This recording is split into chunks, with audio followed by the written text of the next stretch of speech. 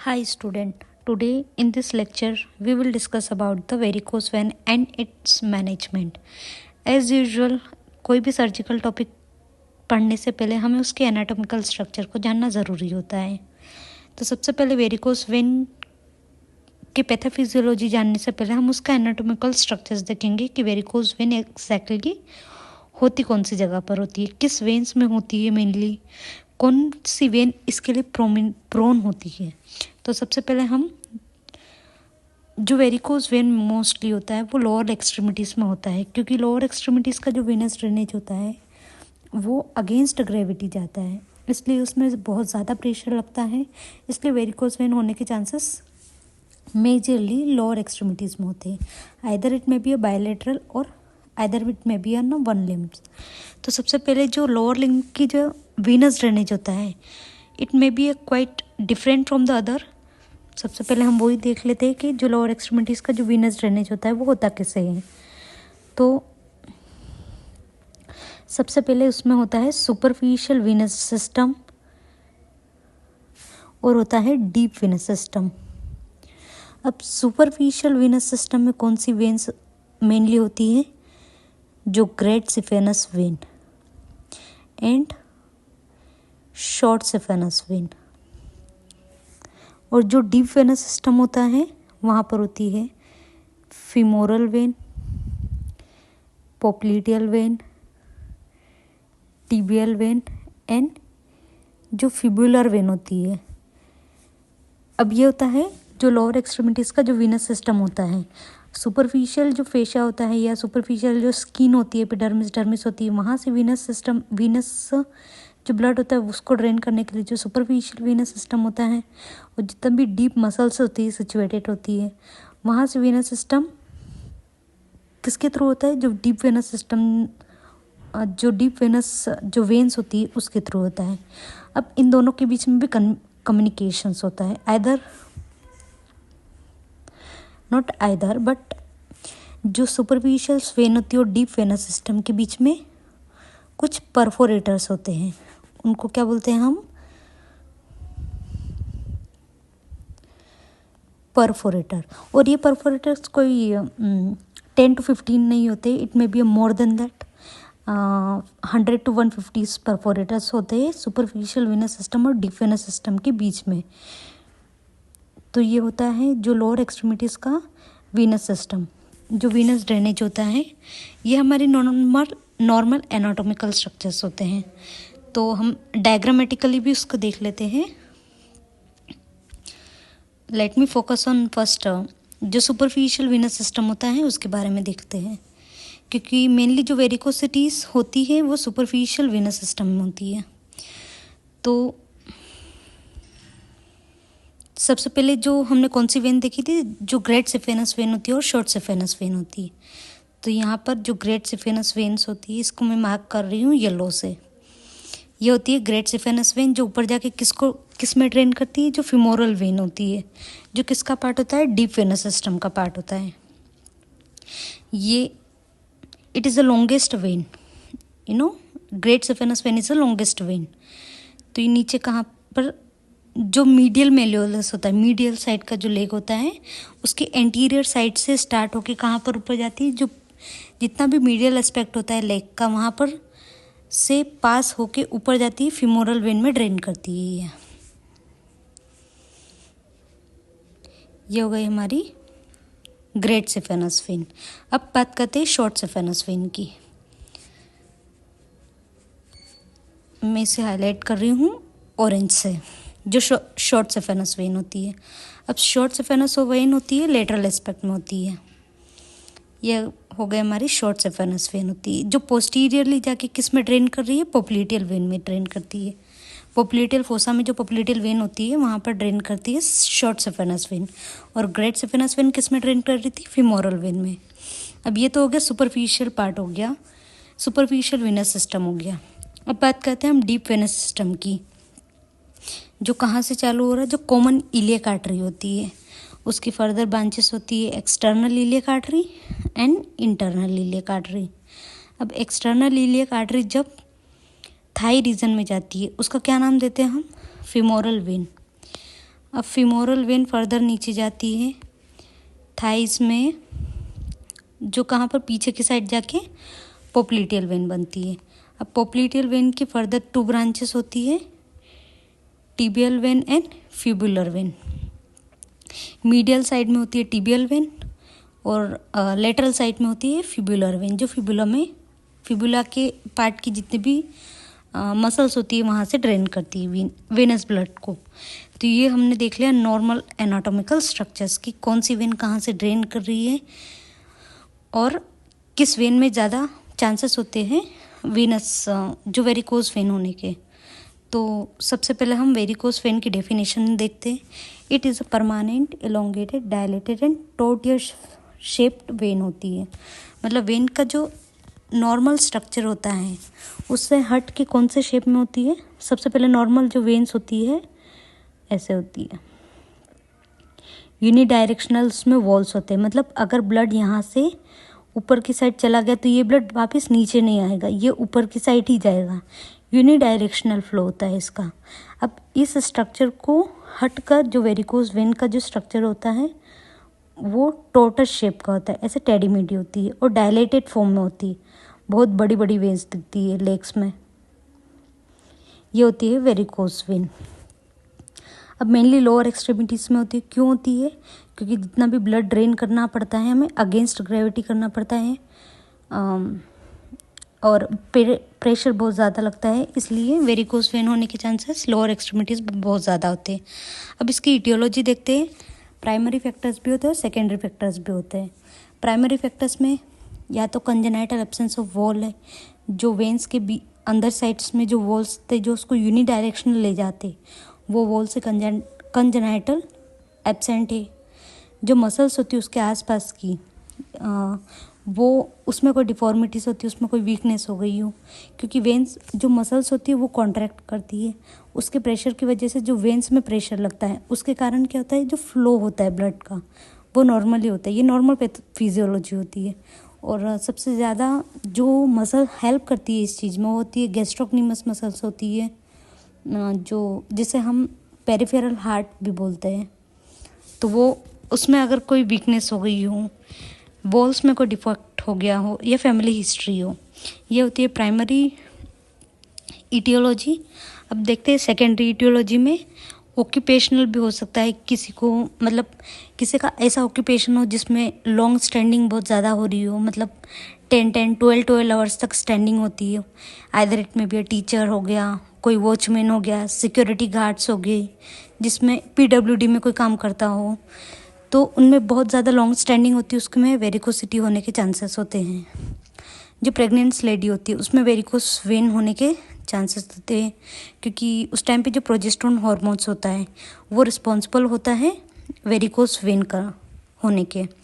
OBCs patients होते हैं, DVT के जो पेशेंट्स होते हैं, जो डीप वेनस थ्रोम्बोसिस के जो पेशेंट्स होते हैं, क्योंकि जो डीप वेन्स देखी थी हमने, फीमोरल वेन है, पोप्लिटियल वेन है, टीबियल वेन है, उसमें कोई थ्रोम्बोसिस हो गया तो सारा प्रेशर किस पे होगा, सुपरफिशियल वेन पे, तो उसमें वेरिकोस वेन होने के चांसेस होते हैं। इसलिए डीवीटी के पेशेंट्स में भी वेरिकोसिटी देखने को मिलती है।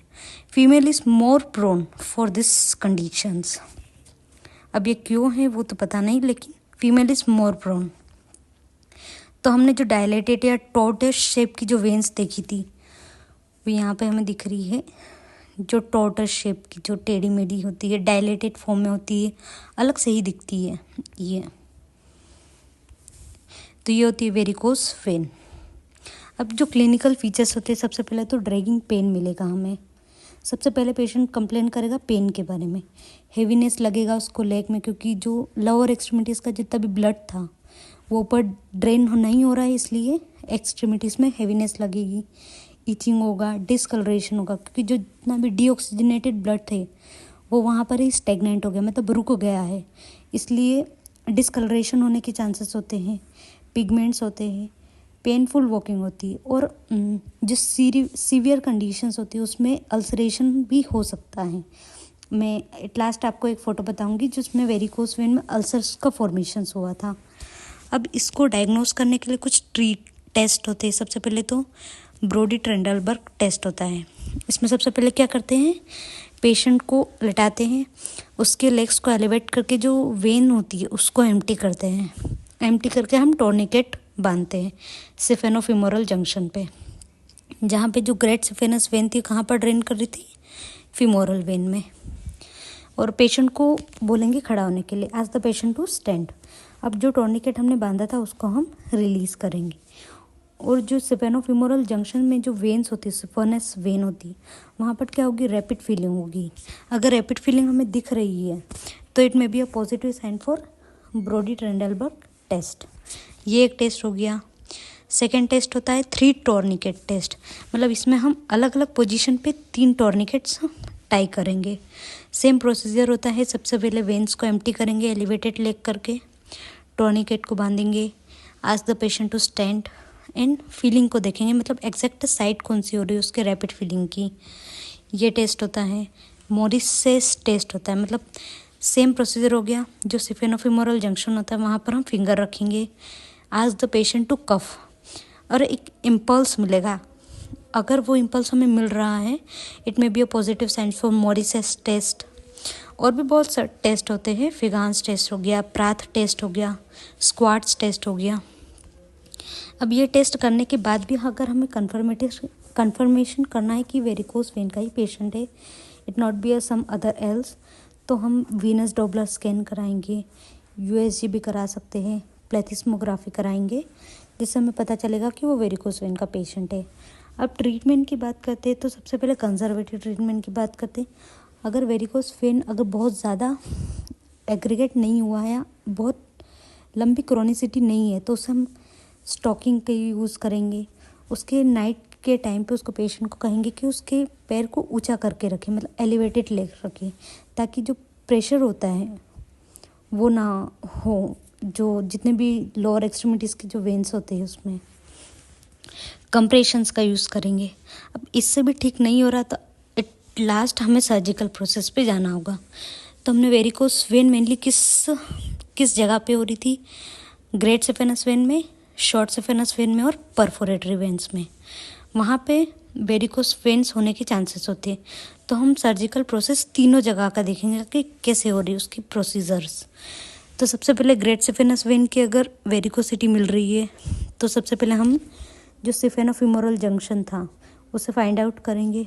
जो सिफेनस वेन होती है उसे हम लाइगेट करेंगे as near as possible to the femoral vein. मतलब ये हो गई हमारी फिमोरल वेन। अब फिमोरल वेन में कौन सी वेन ड्रेन कर रही है, सिफेनस वेन ड्रेन कर रही है। ये तो हो गई हमारी फिमोरल वेन। अब जो सिफेनस वेन होती है इसे हम लाइगेट करेंगे as near as possible for the femoral vein से जितना पास हो सके उतना पास हमें जो सिफेनस वेन थी उसको लाइगेट करेंगे। लाइगेट किया उसके बाद हमें जो सिफेनस वेन थी उसे हम स्ट्रिपिंग करेंगे, मतलब कट करके बाहर निकाल लेंगे। अब ये हम कब तक कर सकते हैं, जब ये प्रोसीजर हम नी से ऊपर की साइड कर रहे हैं। नी के नीचे की साइड करेंगे तो प्रोसीजर तो सेम होगा लेकिन हम स्ट्रिपिंग नहीं करेंगे, क्योंकि जो नी के नीचे की साइड होता है जो ग्रेट सिफेनस वेन होती है उसके पैरेलल में जो सिफेनस नर्व होती है वो एग्जिस्ट करती है, तो उसे डैमेज होने के चांसेस होते हैं, इसलिए हम स्ट्रिपिंग नहीं करेंगे। तो ये प्रोसीजर था, जैसे ये लॉन्ग सिफेनस वेन हो गई, ये सिफेनोफिमोरल जंक्शन हो गया और वहाँ पर हमने लाइगेट किया और स्ट्रिपिंग करके बाहर निकाल लिया। अब जो शॉर्ट सिफेनस वेन होती है सेम प्रोसीजर होता है। जो शॉर्ट सिफेनस वेन थी हम वो किस में ड्रेन कर रही थी, पोप्लिटियल जंक्शन पे, मतलब पोप्लिटियल वेन में कर रही थी। उस जंक्शन को हम फाइंड आउट करेंगे, लाइगेट करेंगे शॉर्ट सिफेनस वेन को, लेकिन अब स्ट्रिपिंग नहीं करेंगे। नी के ऊपर की साइड हो या नीचे की साइड हो उस स्ट्रिपिंग नहीं करेंगे जो हमने ग्रेट सिफेनस वेन में किया था। स्ट्रिपिंग क्यों नहीं करेंगे, क्योंकि जो शॉर्ट सिफेनस वेन होती है उसके लाइनिंग में एक सूरल नर्व करके प्रेजेंट होती है पूरी लाइनिंग में उसके पैरेलल में, तो उससे डैमेज होने के चांसेस होते हैं, इसलिए हम स्ट्रिपिंग नहीं करेंगे। तो ये होता है शॉर्ट सिफेनस वेन का जो सर्जिकल प्रोसेस। अब जो परफोरेटरी वेन्स होती है, जो 150 to 100 परफोरेटर्स वेन्स होती है, जो डीप वेनस सिस्टम होता है, शॉर्ट वेनस सिस्टम होता है उसके बीच में। अब उसमें अगर कोई वेरिकोसिटी मिल रही है तो उसमें रेडियो फ्रिक्वेंसी एब्लेशन कर सकते हैं, इंडोवेनस लेज़र थेरेपी कर सकते हैं। और वेरिकोस वेन की जो कॉम्प्लिकेशंस होते हैं, अगर हमें सर्जिकल प्रोसीजर से उसे क्योर नहीं किया या रिकरेंसी होने के चांसेस हो रहे हैं, तो कॉम्प्लिकेशंस क्या होंगे? आइदर इट में बी ब्लीडिंग, इंटरनल ब्लीडिंग भी हो सकती है, बाहर में कोई पैचेस मिल रही है हमें, कैल्सिफिकेशन होने के चांसेस होते हैं, पिगमेंटेशन होता है या अल्सरेशन भी हो सकता है। ये बहुत क्रोनिसिटी के मतलब कॉम्प्लिकेशंस होते हैं। या वेरिकोस वेन अगर बहुत लंबे टाइम तक अगर उससे क्योर नहीं किया तो जो क्रोनिक टाइम होता है उस टाइम पे ये कॉम्प्लिकेशंस हमें मिल सकते हैं। मेनली हमें क्या मिलेगा? अल्सरेशन और पिगमेंट मिलता है, जैसे वीनस अल्सर्स हो गए, वो देखने को मिलेंगे। Let me discuss a case of my neighbourhood. उन्हें वेरिकोस वेन के ही पेशेंट थे वो। उसकी जब हमने अराउंड 60 ईयर की एज है उनकी, तो जब हमने उनकी हिस्ट्री ली तो हमें पता चला कि वो ऑक्यूपेशनल था, मतलब PWD में काम करते थे 10 ईयर से। मतलब उनका जो स्टैंडिंग आवर्स थे वो 10 to 12 आवर्स मोस्टली हो जाते थे, तो वो उनका मेजर कॉज हो गया। तो जब हमने मतलब उनने बहुत लंबे टाइम तक उसको क्योर नहीं कराया था वेरिकोस वेन का, तो अराउंड 5 to 6 ईयर्स हो गए थे उनको क्योर नहीं कराए। तो जब हमने उन्हें देखा था मतलब उनके पैर को, तो उनमें अल्सरेशन फॉर्म हो गए थे, मतलब अल्सर्स और पिगमेंट्स फॉर्म होते। Let me show you a photo. तो ये उनका वेरिकोस अल्सर के पेशेंट थे, मतलब उनमें पिगमेंटेशन मिल रहा था, डिसकलरेशंस हो गए थे, इचिंग बहुत ज़्यादा होती थी, पेन बहुत ज़्यादा होता था, और बस ये हिस्ट्री मिली थी और ये हमने फीचर्स देखे थे उनमें। तो हमने उनका ट्रीटमेंट किया, मतलब एज पर एज आयुर्वेदा।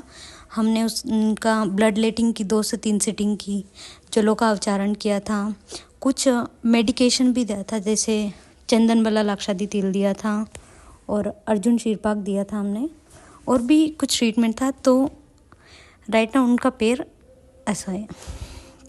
ये उनकी रिसेंट कंडीशन है, मतलब उनका जो अल्सरेशन था और जितने भी पिगमेंट्स थे जो एक्स्ट्रा में दिख रहे थे वो सब कम हो गए।